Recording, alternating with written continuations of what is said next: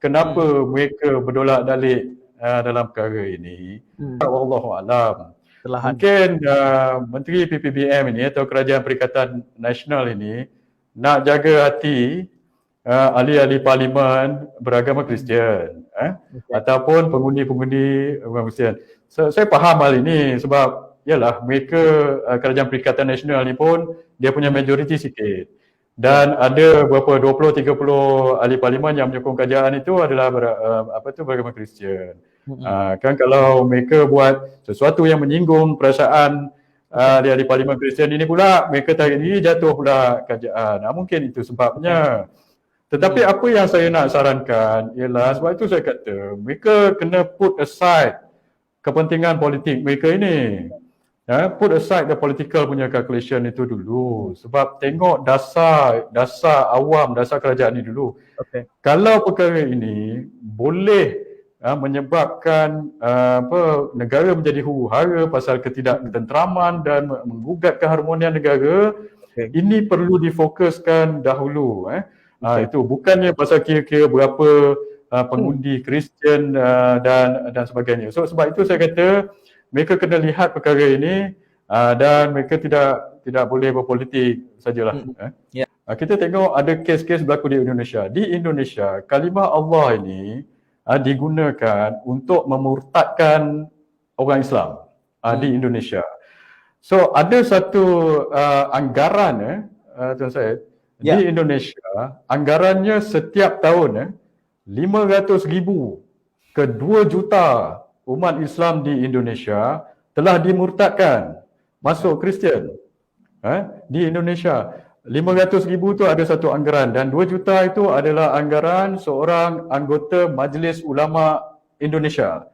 Dia kata 2 million orang Islam di Indonesia telah di-convert ke Catholicism setiap tahun. Dan mengikut anggaran ini juga, dia kata kalau ini berlaku, Indonesia dalam tempoh 15 ke 60 tahun tidak lagi akan menjadi negara Islam. Sekarang Indonesia mempunyai umat Islam yang terbesar di dunia, 300 juta. Dan dulu 95% daripada rakyat Indonesia adalah umat Islam. Tetapi sekarang telah jatuh kepada 85%. So 85%, 10% jatuh dalam tempoh 20-30 tahun ini. Dan ada peningkatan penganut Kristian di Indonesia sehingga 10 ke 15%. Sekarang ni ada lebih 30 juta penganut Kristian di Indonesia. Mereka target untuk convert orang-orang Muslim terutama orang-orang Islam yang miskin di Indonesia. Apakah implikasinya kepada ketenteraman awam? Kalau kita tengok ada 2 implikasi di sini yang kita perlu risau. Nombor 1, di Indonesia apabila perkara-perkara ini berlaku, banyak rusuhan dan juga banyak riot, banyak isu keagamaan berlaku. Kalau kita tengok di Bekasi, di Kupang, di Ketapang 10-20 tahun lalu, berapa puluh rumah-rumah ibadat telah dibakar dan orang telah dibunuh di Indonesia. Sebab mereka telah bergaduh. Ada orang murtad, ada orang tidak puas hati, lepas tu bergaduh. Mereka buka 20-30 ini yang dibakar, masjid pun ada, church pun ada. Telah dibakar di situ. Dan implikasi kedua, akan ada sel-sel pelampau agama yang berlaku. Di Indonesia telah berlaku. Jemaah Islamiah dulu ditubuhkan. Dan salah satu jemaah Islamiah ni, apa dia buat? Ialah mereka bunuh orang-orang yang murtad ini. Dan mula-mula di Pulau Jawa, lepas tu mereka telah lari ke Aceh. So kita tidak mahu benda-benda ini berlaku di Malaysia ini yang mengganggu-gugat keharmonian negara kita. So sebab itu saya kata perkara ini perlu dilihat daripada segi keseluruhan. Bukannya kita buat keputusan begini, sebab itu saya mahu kajian hari ini appeal.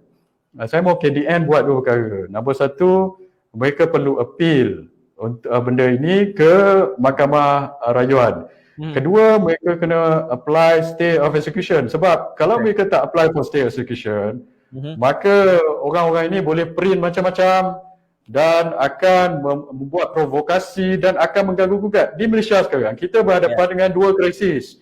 Nombor 1, krisis COVID. Nombor 2, krisis ekonomi. we cannot afford to have another krisis agama, keharmonian kaum dan agama pula di Malaysia ini.